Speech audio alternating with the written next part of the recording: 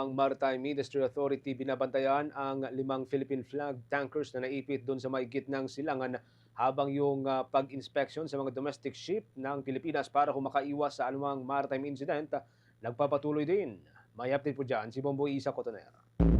Patuloy na minomonitor ng Maritime Industry Authority o Marina ang 5 Philippine flag tankers na hindi pa rin makabiyahe matapos maipit sa mga itinuturing na danger zones sa Middle East. Ayon sa ahensya, nananatiling nakahinto ang mga barko mula pa noong sumiklab ang tensyon at gera sa rehiyon noong huling bahagi ng Pebrero na nakaapekto sa galaw ng mga sasakyang pandagat sa ilang kritikal na ruta. Ang 5 tanker ay bahagi ng kabuuang 16 na oil at chemical tankers na rehistrado sa Pilipinas, ngunit nag-ooperate sa iba't ibang bahagi ng mundo. Sinabi ni Maritime Industry Authority spokesperson Director Luisito de los Santos na agad na nagpadala ng komunikasyon si Administrator Sonia Malaluan sa Department of Foreign Affairs upang makipag-ugnayan sa mga kaukulang otoridad sa ibang bansa at matiyak ang ligtas na pagdaan ng mga barko sa kanilang ruta. Bagaman hindi kinumpirma kung eksaktong nasa Strait of Hormuz ang mga tanker, binigyan diin ng opisyal na kabilang ito sa mga sensitibong ruta na apektado ng tensyon,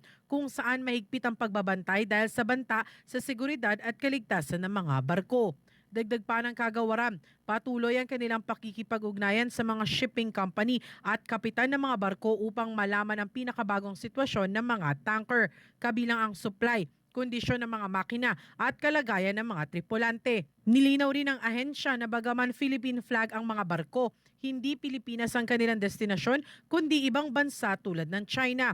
Kaya't nakadepende rin ang kanilang paglalayag sa pahintulot at kondisyon ng mga rutang kanilang daraanan. Sa ngayon, tiniyak ng Maritime Industry Authority na nanatiling ligtas sa mga crew ng 5 tanker batay sa kanilang monitoring, habang patuloy na minamatyaga ng sitwasyon sa Middle East upang agad makapagbigay ng tulong sakaling kinakailangan. Samantala, tiniyak din ng kagawaran na tuloy-tuloy ang kanilang isinasagawang inspeksyon sa mga passenger vessels naman upang matiyak na seaworthy ang mga ito at maiwasan ang anumang maritime incidents.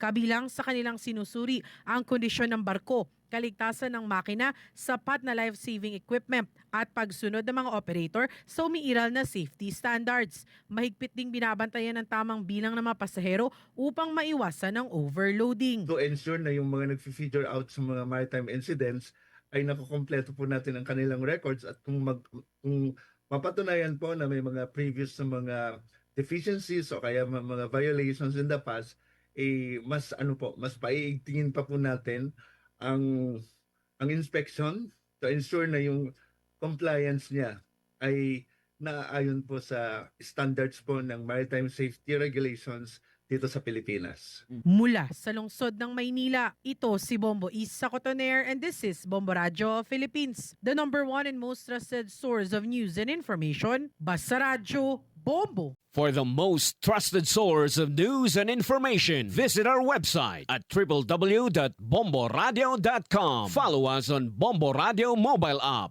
Facebook, YouTube, TikTok, and X, formerly Twitter. Like, share, and stay connected. Anytime, anywhere.